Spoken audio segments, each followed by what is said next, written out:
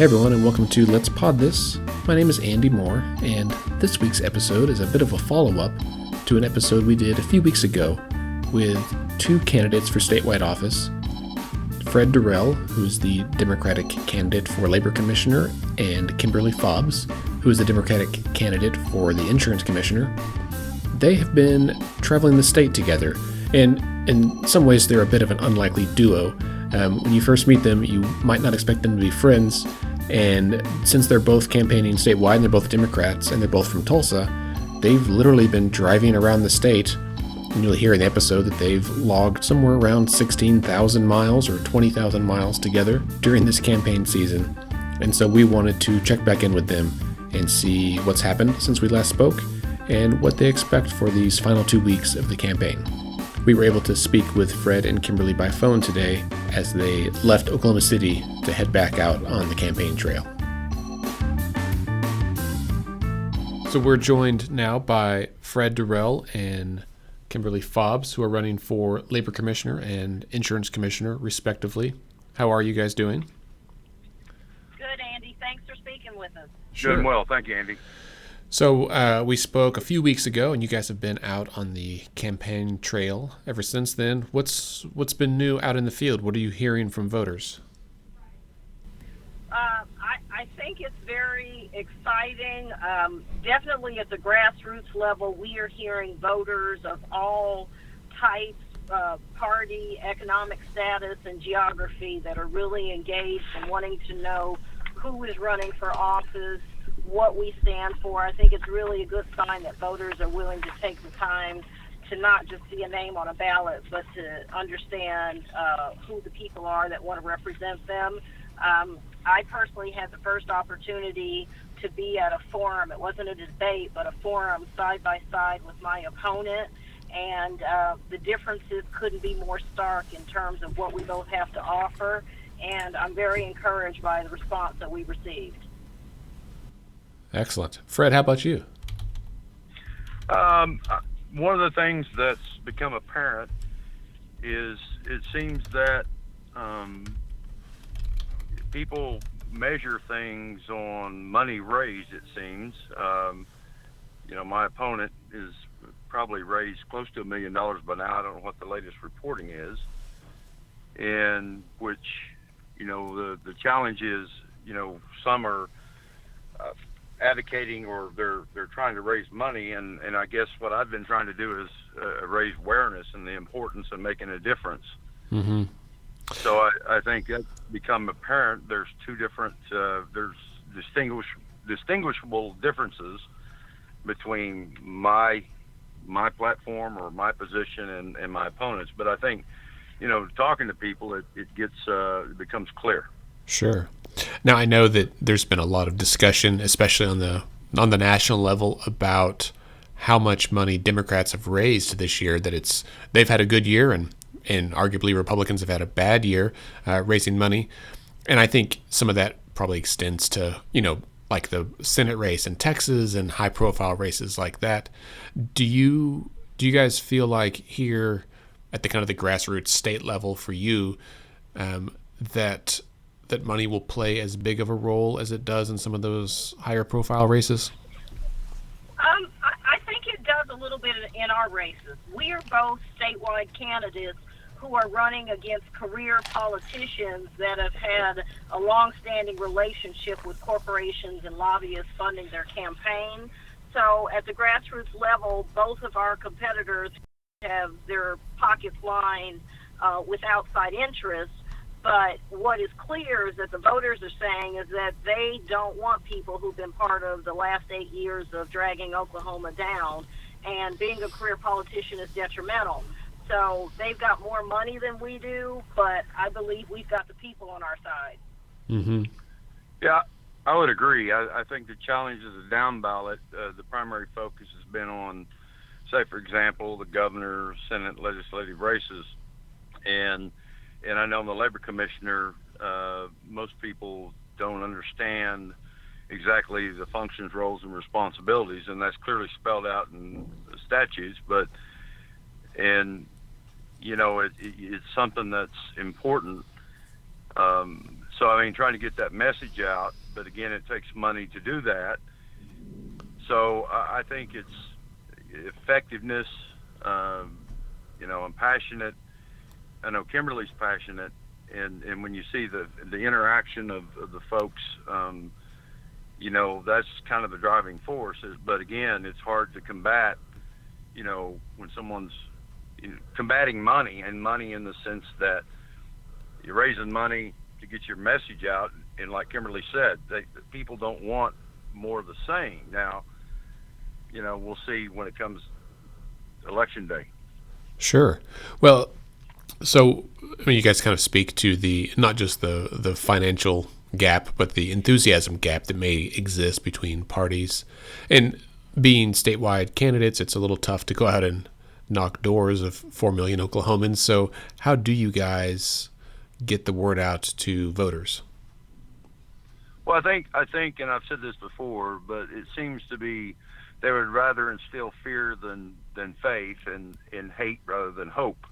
And there has to be a bad guy, and Democrats or this or that, and they keep going the negative.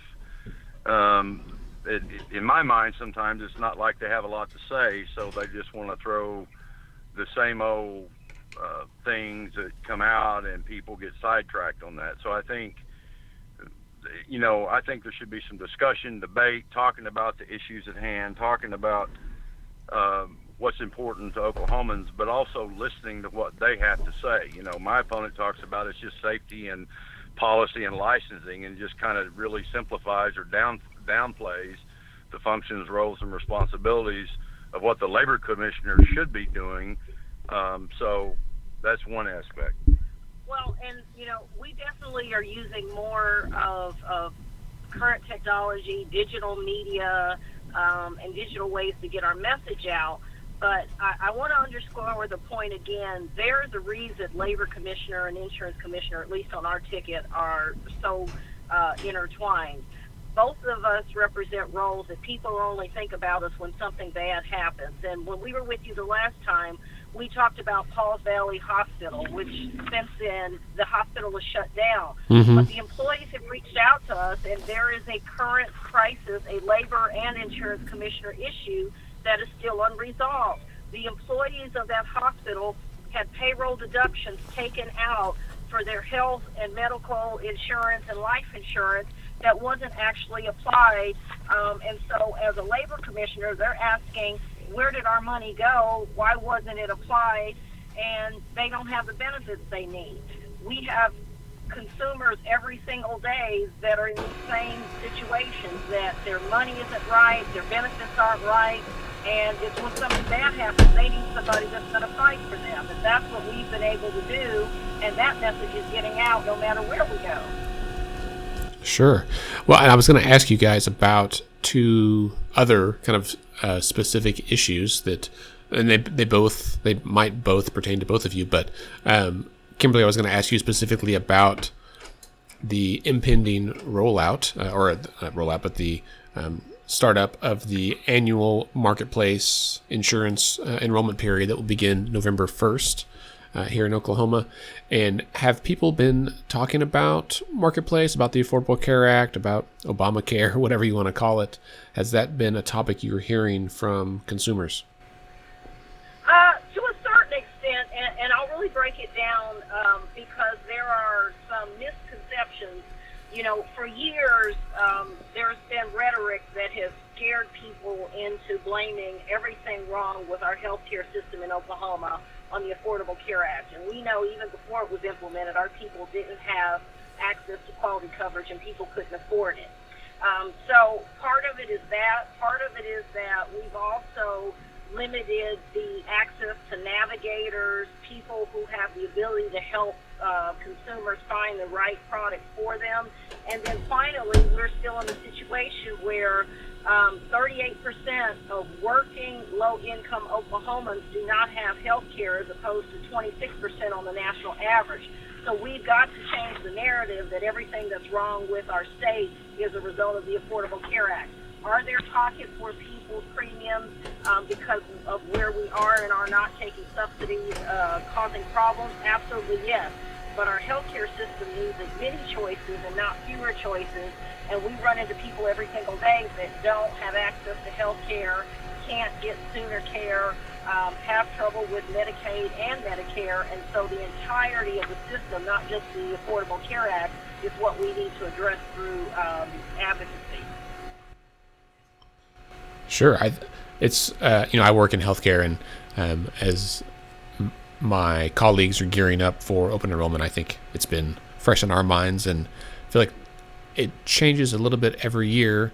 My understanding is that we may have a second insurer, another insurance company, offering plans through the marketplace this year. Do you know anything about that? Yes, we do have a second insurer, but I think what is even more important is for consumers to understand that the penalty for not having the Affordable Care Act has been removed through the tax process. So that is no longer an issue for people to worry about. Oh, right. Yeah. So you don't get penalized if you don't have insurance. Correct. Sure. Fred, question for you. Since we last spoke, we've found out that the employees of the State Department of Health have decided to file a lawsuit against the department, against the state, for wrongful termination. And I don't have a specific question, but just I would like to get your thoughts on that.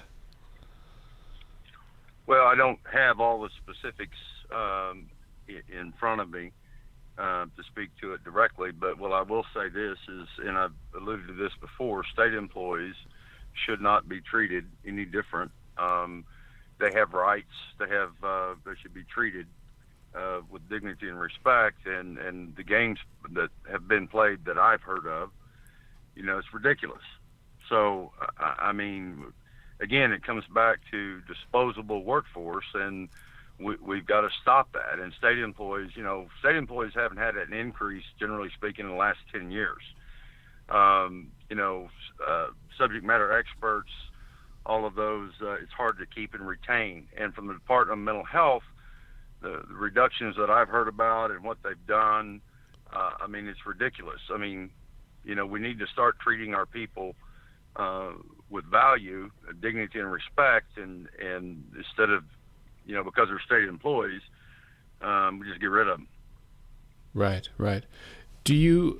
So I know that membership of unions and trade organizations has been pretty steadily decreasing over time in our state. Why do you think that is?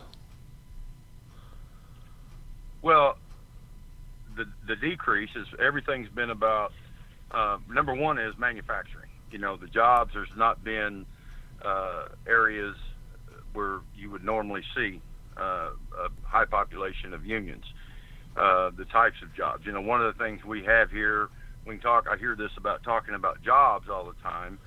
We don't need just jobs. We need good paying jobs. And we need jobs where it matters, where people can go and have an opportunity to grow.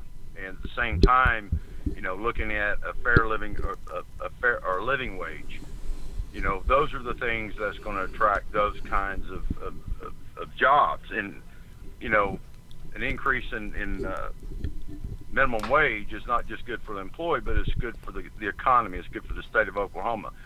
But as far as the unions go, you're starting to see that increase in some ways. But again, that depends on the organization. It depends on how people how they treat the employees. If you treat your employees with dignity and respect, you provide a safe work environment, you pay them a decent wage, and give them a method or a way to address their grievances, if you will, then it's highly unlikely that people are going to organize. But when you start, health and safety issues, when you start, shortening them, there's not a parity or there's not a sense of fairness, then they have no other way to turn, and they want, all they want is justice, and they don't feel like they're getting it. Or when you've got discriminatory employment practices, those kinds of things. Those are the things is what makes people want to join or form and join unions.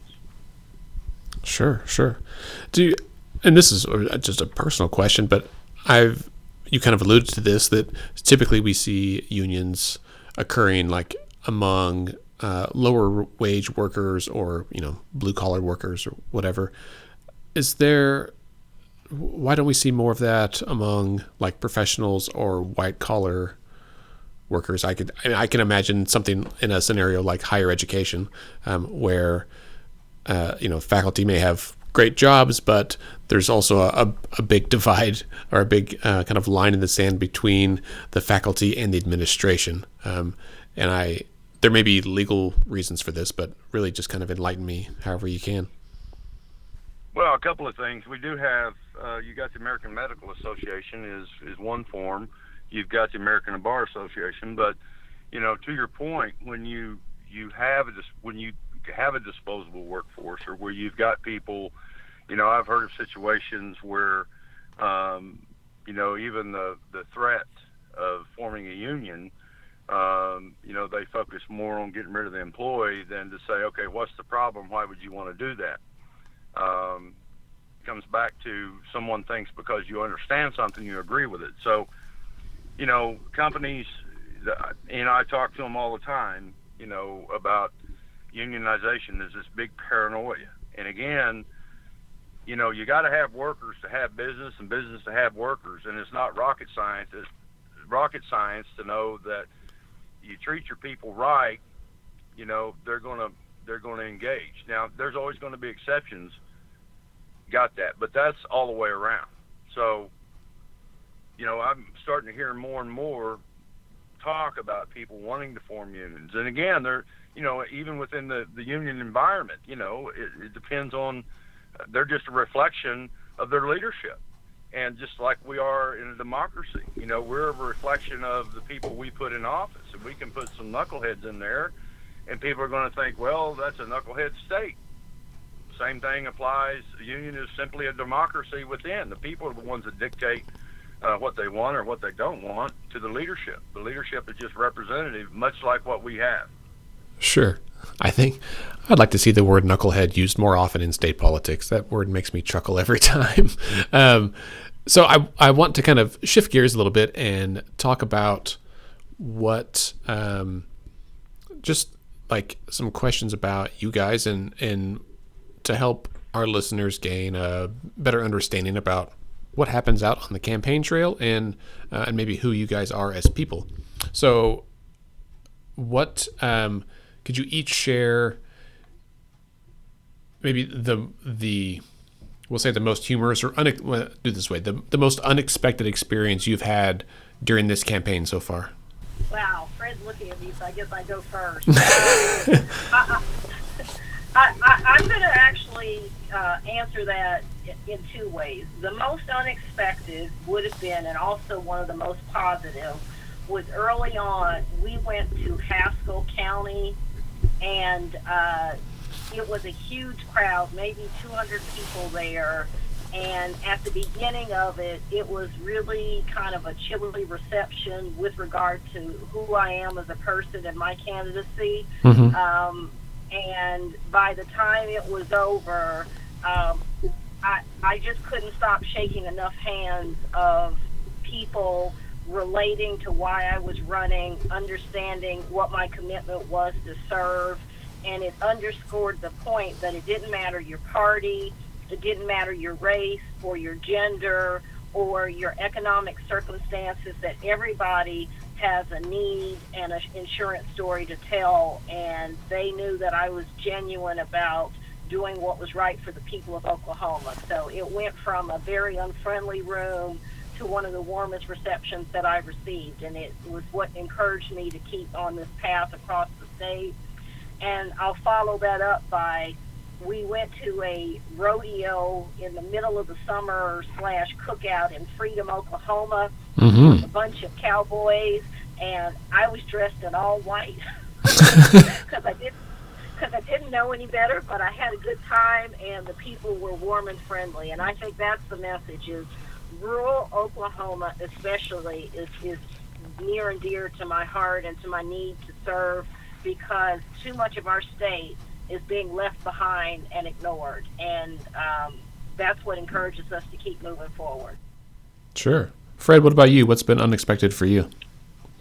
Well, as I'm, sitting here, there's been several that come to mind. Surprising, I guess.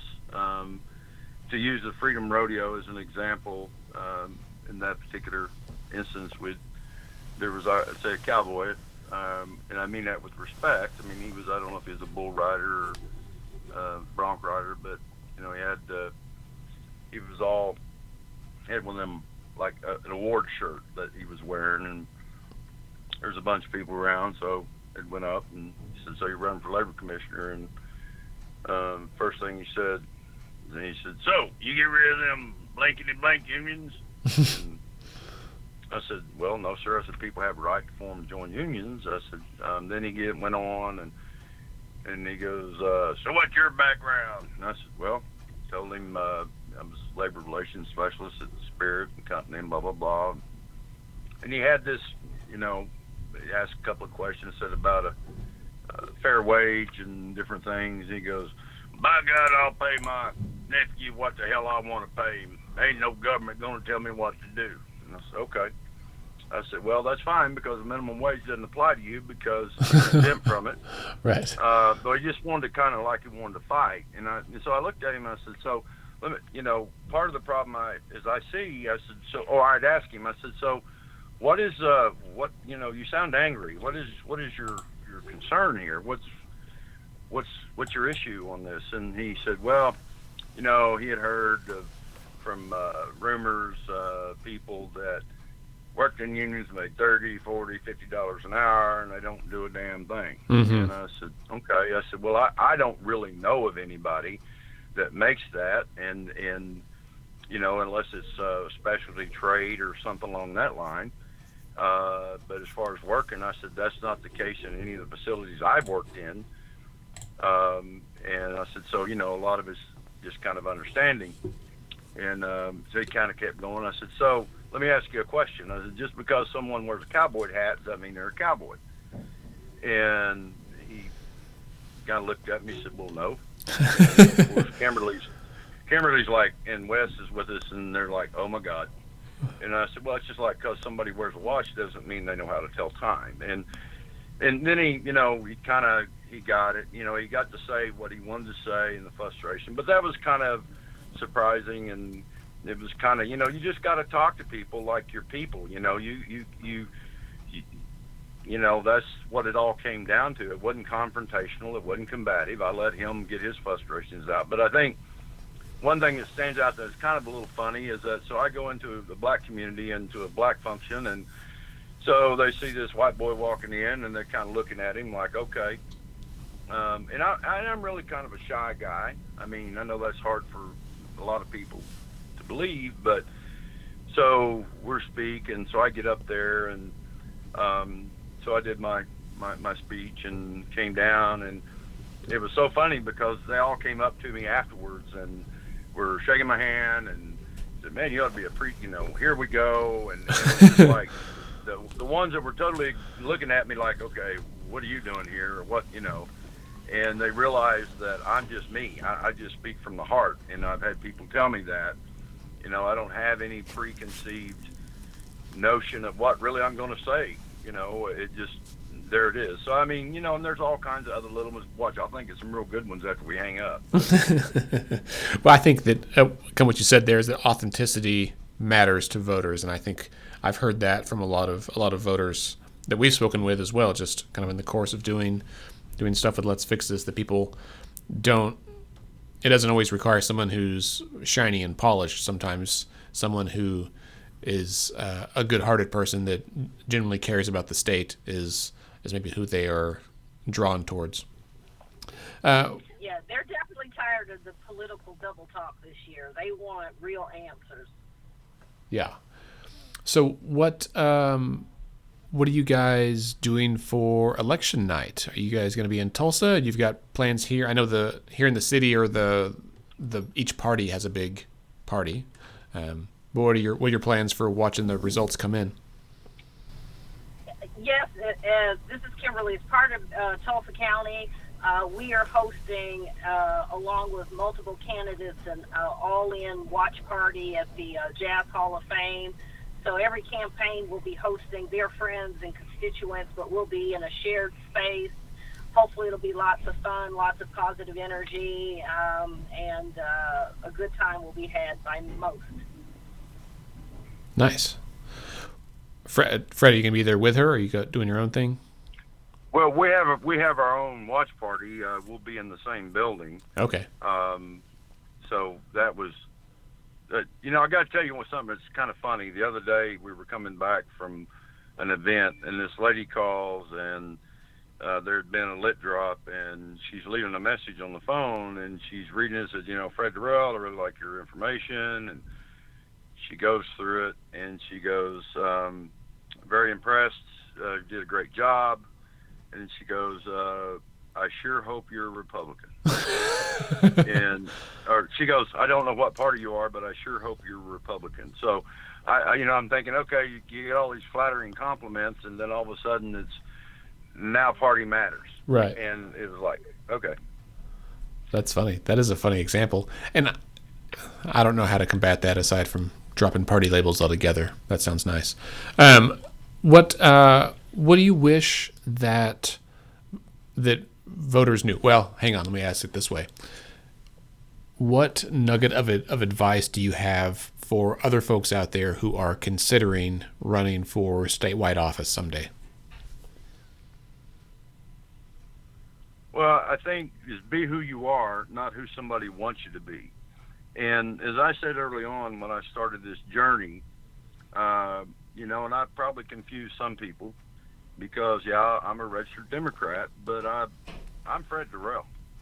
And people that know me and know who I am and know what I'm about, they know that.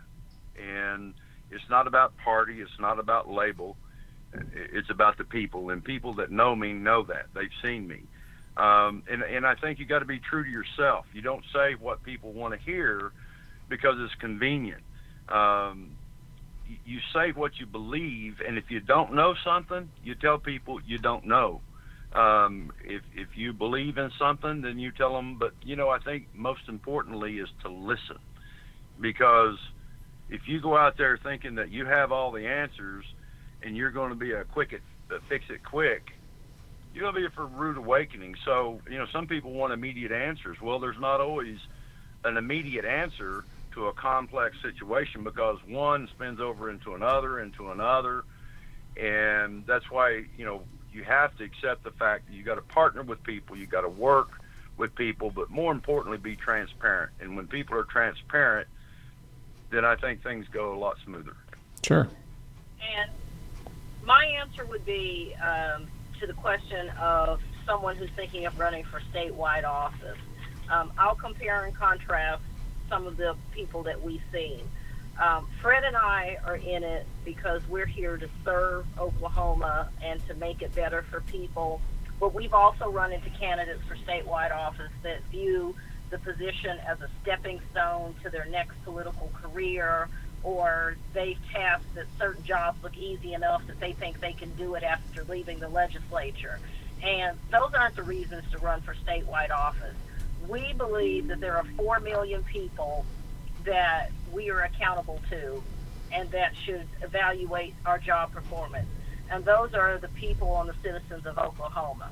And if you aren't running for office because you take that responsibility to serve, number one, as your primary and only responsibility, I think you're running for the wrong reason. And it's a tough and long road. Wish we'd gotten the race a little sooner, but we've worked really hard. We've met many great people, and so many people have asked us for help in our respective roles. The fact that they need somebody that will listen and truly do what they say they will do, that's why you hold this office. This is a public trust. It's not a career promotion. I think that last line is really interesting, especially right now, because we have such anti-incumbent energy and just folks that want outsiders, right? And we can go on whether or not that's right or wrong. I think it depends on who the candidate is. Just because you haven't done a certain job doesn't mean you'd be good or bad at it. I know that I don't want someone walking in off the street thinking they can be a brain surgeon. I also don't want someone walking out the street thinking they can be, labor commissioner or insurance commissioner.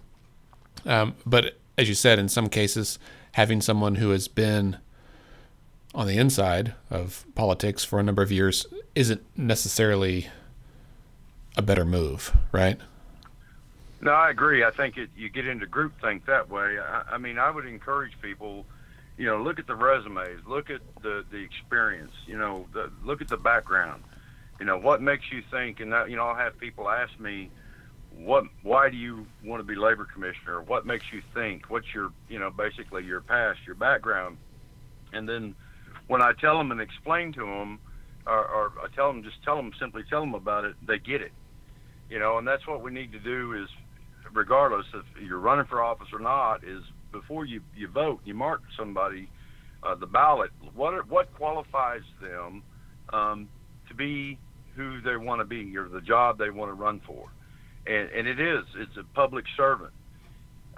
You're there to represent and to listen and represent all the people, because when you get elected, doesn't matter if you're a Democrat or Republican, you can take the labels off, you can take the party off. You're there to represent the people of Oklahoma, not just the Democrats, not just the Republicans or the independents. It's everybody. And oftentimes people lose sight of how they got where they're at, because then all of a sudden the party. And, we've had enough of that the last 8 years, and it should be about the people. How many miles have you guys traveled so far this year? Well, last count was over 16,000, probably closer to 20-some thousand, I would guess, 20,000, I'm thinking. I don't know. I'm afraid to look at the mileage. Have you guys divided that between your vehicles, or are you taking the same vehicle everywhere you go? No, it's been both, but one of us has a bigger vehicle than the other, so I'm the co-pilot generally. Yeah, one of us knows directions better than the other one. What's the best food you've eaten as you've traveled the state? Ooh, good question. That is a good question. There's been in different areas. I'm trying to think. You go to different, you can say Mexican food, and yeah, you can break it down if you want. Best burger, best taco. I was going to say, gosh, I remember what town we were in. Was it Alva?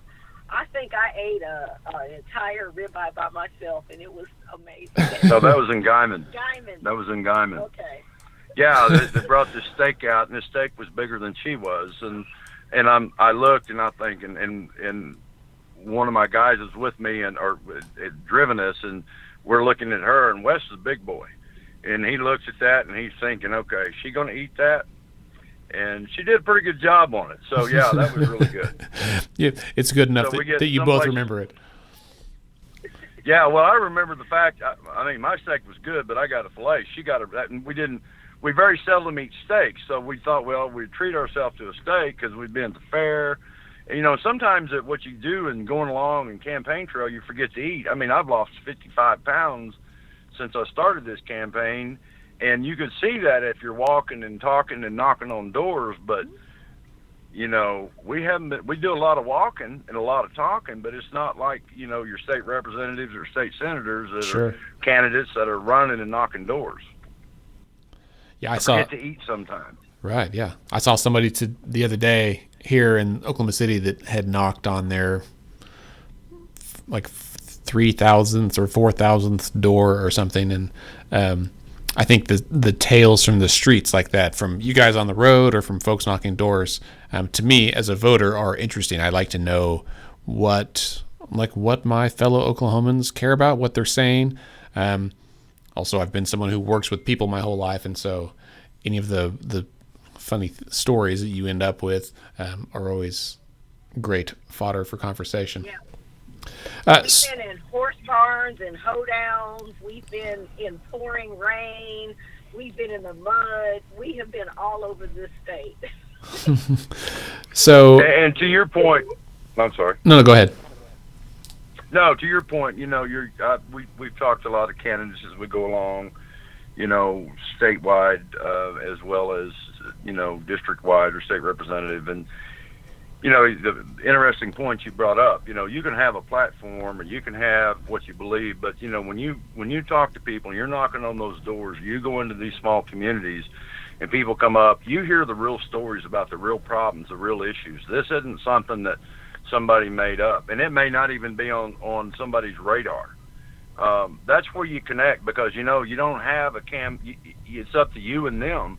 You have to have big boy or big girl britches on to answer those questions, to deal with it, and if you don't know the answer, to get back with them. And people can tell when you're sincere, and people can tell when you're just BSing them. Right. And that's where the rubber meets the road, and they see your heart, or they see if you're in it for the right reason.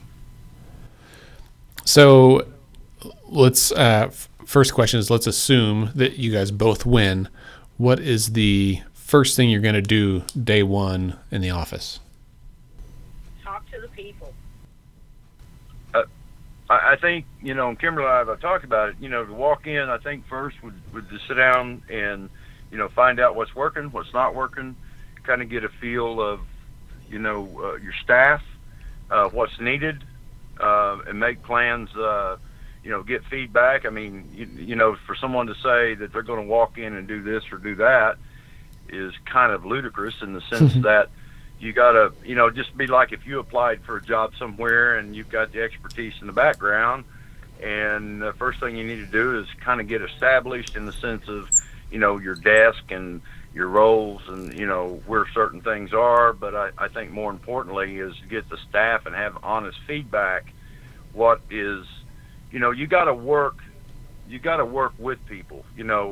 I would have the responsibility of being the labor commissioner, but more importantly, try to treat my people with dignity and respect, and let them know that they're important and that they matter, and what they have to say matters. And because you got to work as a team. Yeah, there's one person that has the leadership role and responsibility, but you get more out of people when you treat them that way. And people that have worked for me in the past, and one of the greatest compliments that I've had from a number of people is that nobody works for Fred, they work with Fred.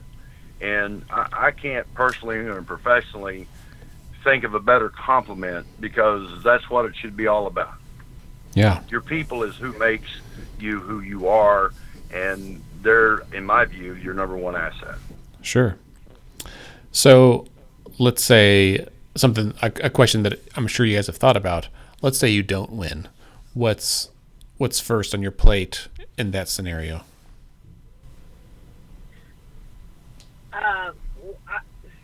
Well, first of all, we have one goal and one goal only as candidates, and that's what we're focused on for the next 14 days.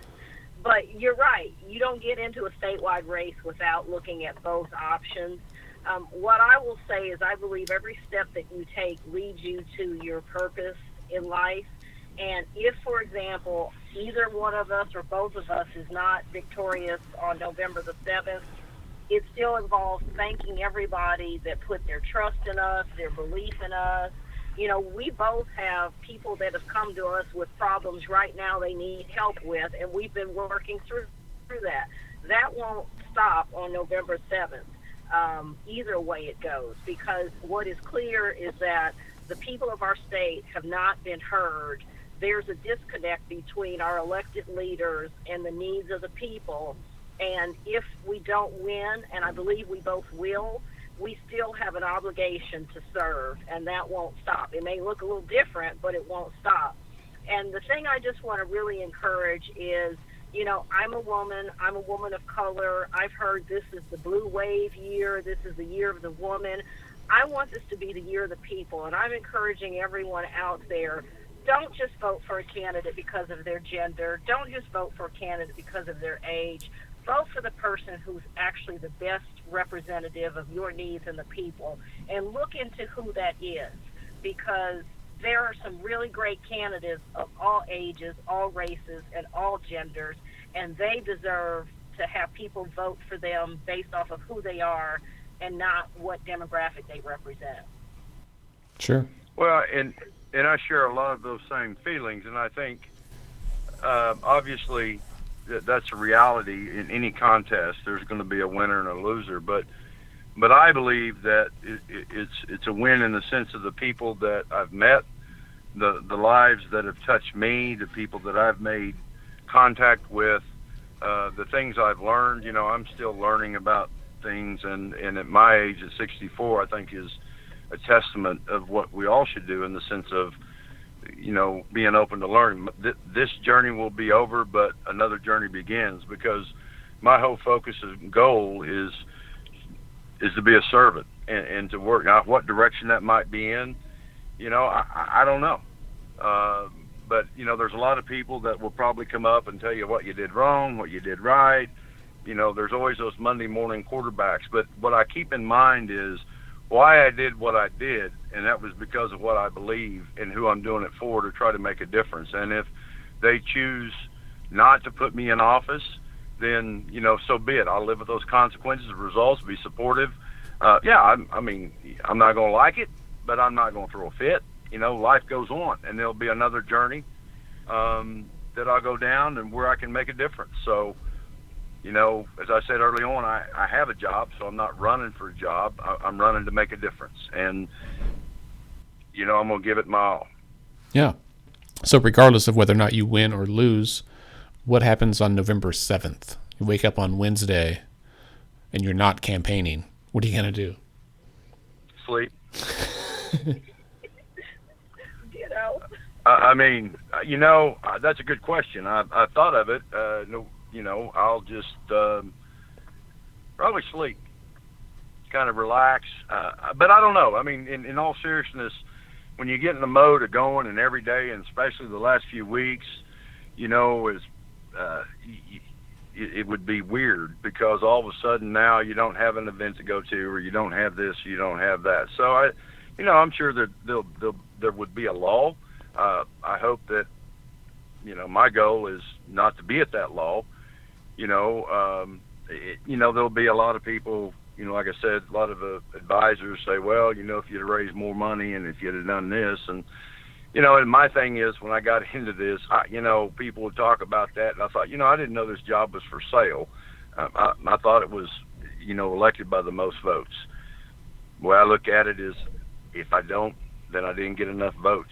But there'll be those that say you didn't get enough money and whatever. Right.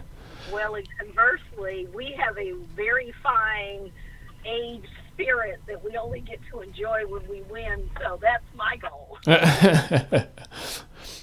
I know I talked to a lot of reporters lately that are all looking forward to the 7th just to be done with the election cycle. Oh, yeah. Well, that's, you know, it's kind of like asking, what would I do if I had a full head of hair? I don't know. I don't have full head of hair, so that's a joke. That's a funny joke. Yeah, because you've met me. I have met you, and I couldn't come up with a appropriate or good enough response. So, well, maybe we will end on that note. Kimberly and Fred, thank you so much for your time, and good luck. You got 2 weeks. We're recording this on the 23rd, so you've got 2 weeks left until Election Day. I'm sure this will be some of the busiest weeks that you've had in your campaign experience, and I wish you both the best. Thank you so much. We appreciate you. Thank you, Andy. I appreciate that. Enjoyed it. That brings us to the end of this episode. Remember, you can connect with us on Twitter and Instagram at Let's Fix This OK. Scott is at SC Melson, and Andy is at AndyOKC.